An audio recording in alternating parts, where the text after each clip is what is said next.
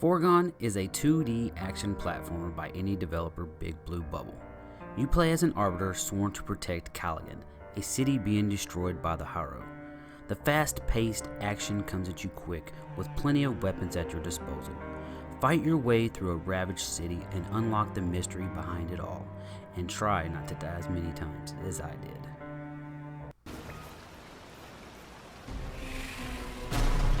No! Couldn't something stay dead? Change of plans, I suppose. Things are slow going at first with basic Metroidvania-light levels and easy enemies. It doesn't take long though, and you will find yourself battling it out with your first boss fight. I was a little surprised by this, as I was still going through a trove of loot that I had gathered from defeating enemies.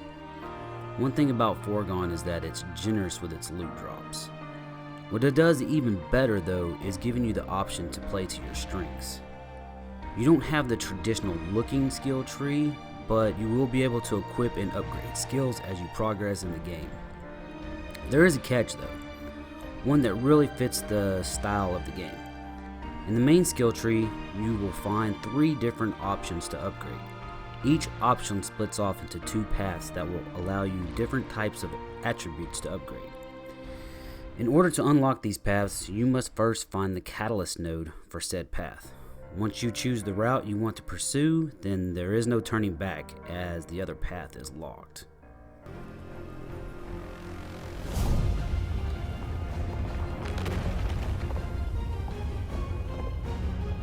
Go back, Arbiter, and destroy the Harrow and its source. On the other side, you have your special abilities, such as Nova, an area attack that deals damage to all enemies, or Restoration that will allow you to heal yourself. Once again, these specials can be upgraded, but you must choose a path that you think will best suit your playstyle, and you will also need to collect rubies to pay for the upgrades by defeating enemies. This can be done in your hub area where you will go if you die. You can also access the area by finding portals, which serve as save points and fast travels. Just know that traveling back to the hub will reset all the enemies from the current level.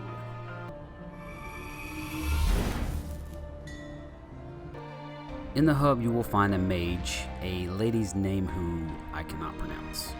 She will help you with your skills and attributes. You will also find the blacksmith there banging away on his anvil. Here you can upgrade your weapons such as a sword, daggers, and even gunchucks. Yeah, I said gunchucks. This will cost you coins that you collect from, you got it, defeating enemies. Your weapons will rank in rarity from what I'm guessing is common to mythic, as it doesn't really list those types in the game. You also have a ranged weapon that includes a burst rifle, longbow, pistol, and a shotgun. Each one can be upgraded a certain amount of times depending on their rarity. You also will find attachable items such as armor, rings, and emblems, all that can be upgraded as well. One other person you will find in the hub is the ferryman, that will offer you half of your coins and rubies back that you drop upon death. If you refuse the offer and die before collecting them from your last death point, then they are gone forever. Sometimes it will be best to take the offer. Trust me, sometimes you want to take that offer. One of the things that I enjoyed about Foregone was the Metroidvania-light style of the gameplay. While you can go back and backtrack in areas, it isn't something that is required throughout the game. There are hidden chambers, and the map will let you know just how many there are in each level. Some of the hidden areas you can only access once you obtain a certain skill, such as wall climbing. Of course, if you're like me, then it won't bother you that you didn't get every hidden chamber in the game. Going back in some levels after you are clearly overpowered is a good way of stacking up coins and rubies, though, and it could be a difference of making it out of an area or meeting your demise. Looks like this lumber unit malfunctioned. Huh?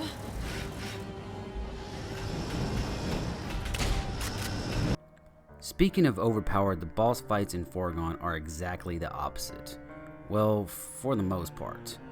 I found it quite easy once I figured out their movements and defeated them with little effort. This might have been disappointing if I wasn't honestly enjoying myself regardless. The bosses look great and they do have that intimidation factor, but in the end, you won't find many of them challenging. Do remember that I said most of them because a few of them definitely have the chance to induce some rage.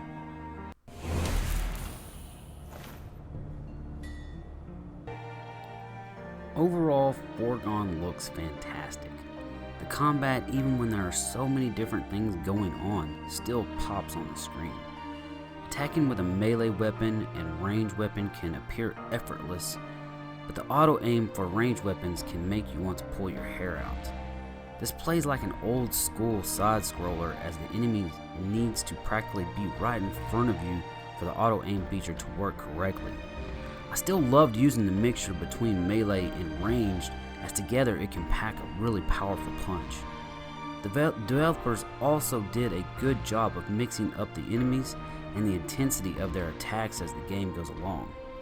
By the time you reach the last area, you will need to utilize all your moves in order to get past the chaos coming your way. It's fast, it's intense, and it's awesome.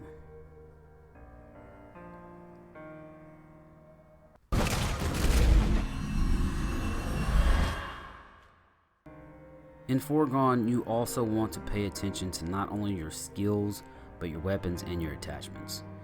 Each come with their own special attributes and can gain you extra health or perhaps cause plague on an enemy.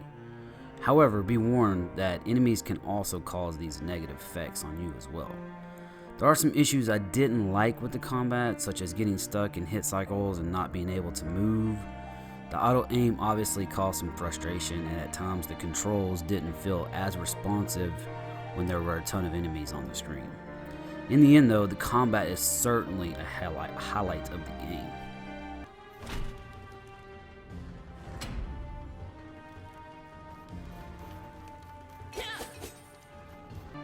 As far as the story goes, there isn't a lot that will make you wanting more, I guess. For the most part, it's narrated by journals that you find. You will have your character speak at times, giving you a smidge of information, and that's a letdown as the voiceover work is pretty great. I would have enjoyed to hear the character speak a lot more in this game. Foregone is a fun, fast-paced action game that will give you plenty enjoyment for hours. It isn't breaking any new ground in the genre, but it does provide something worth playing. The combat is fun, and being able to find your own path that suits your playstyle is always welcome. Spending several hours upgrading and testing out new weapons only speaks to the work put into this game. The attention to detail with the backgrounds and simple explosive attacks is absolutely why I enjoy playing indie games like Foregone. The game isn't perfect, and there are some minor issues with pacing and combat, but I never wanted to stop playing in the 19 hours it took me to complete the game. And seeing how the game lets you start over after you beat it with everything you have acquired already, I might not put it down.